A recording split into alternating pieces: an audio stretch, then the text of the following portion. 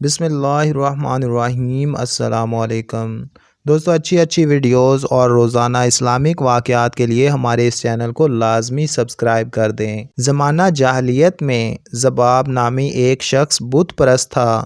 اس کو شکار کا بہت شوق تھا۔ ذباب نے بت کا نام کراز رکھا تھا۔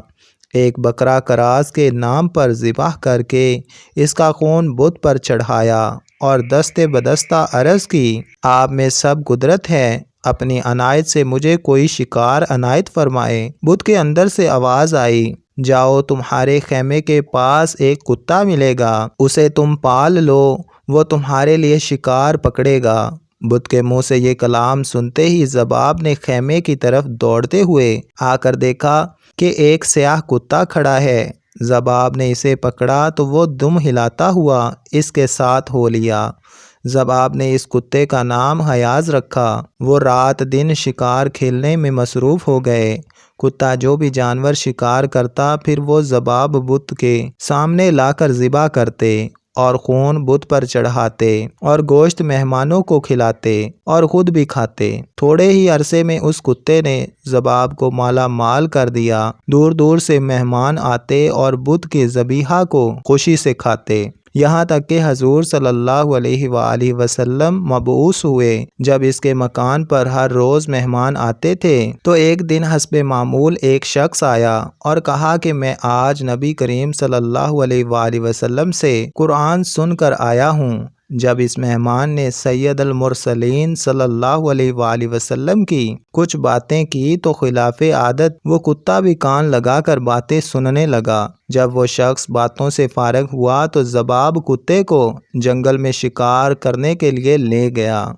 ہرن، نیل، گائے، متعدد جانوروں پر چھوڑا، لیکن کتے نے کسی کو نہ پکڑا بلکہ جانوروں کو پکڑ پکڑ کر چھوڑ دیا۔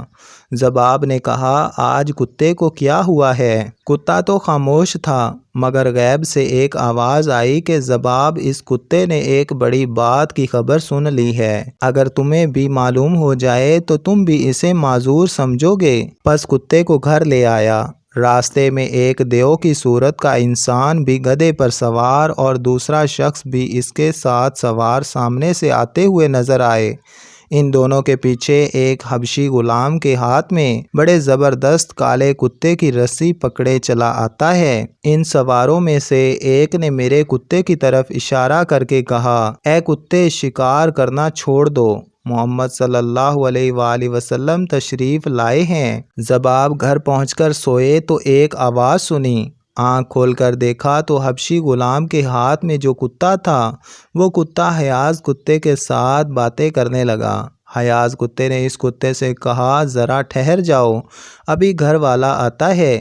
یہ کلام سن کر ذباب نے آنکھیں بند کر لیں۔ حیاض کتے نے ذباب کے قریب آ کر غور سے دیکھا کہ کیا گھر والا جاگتا ہے یا سو گیا۔ غور سے دیکھا تو جان گیا کہ یہ سو گئے، حالانکہ وہ جاگ رہا تھا۔ حیاض نے دوسرے کتے سے کہا، ہاں، اب کہو کیا کہتے ہو؟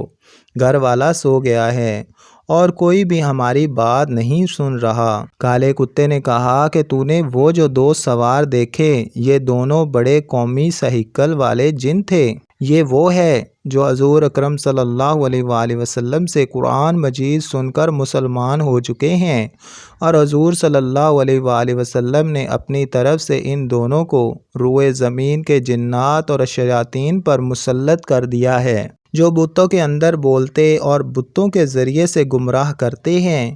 ان کو پکڑ کر ماریں۔ مجھے تو انہوں نے پکڑ کر خوب مارا اور طرح طرح کے عذاب میں مبتلا رکھا، اور مجھ سے عہد لیا کہ اب کے بعد میں کسی بت کے اندر نہ جاؤں۔ اے حیاض، میں ہندوستان کے جزیروں میں جانے کا ارادہ کر چکا ہوں۔ حیاض کتے نے، جو کہ وہ بھی دراصل جن تھا، کہا، جو آپ کی رضا میری بھی وہی رضا ہے۔ یہ کہہ کر دونوں بھاگ نکلے اور ایسے گم ہوئے کہ اب تک ان کا نام و نشان بھی نہیں ہے۔ صبح کو ذباب نے یہ سارا واقعہ اپنی قوم سے بیان کر کے کہا، میں تو مکہ معظمہ جا کر مسلمان ہوتا ہوں۔ قوم سے کہہ کر اور تو کچھ نہ کر سکا، لیکن علیحدہ ہو کر بت کو ٹکڑے ٹکڑے کر کے پھینک دیا اور سرور کونین صلی اللہ علیہ وآلہ وسلم کی بارگاہ میں حاضر ہوا۔ جب آپ صلی اللہ علیہ وآلہ وسلم نے اس کو دیکھا تو صحابہ سے فرمایا کہ یہ وہ شخص ہے جو ایک عجیب و غریب واقعہ دیکھ کر مسلمان ہو رہا ہے۔ سبحان اللہ۔ دوستو ایسی ہی مزید اچھی ویڈیوز اور اسلامک واقعات کے لیے ہمارے اس چینل کو لازمی طور پہ سبسکرائب کر دیں۔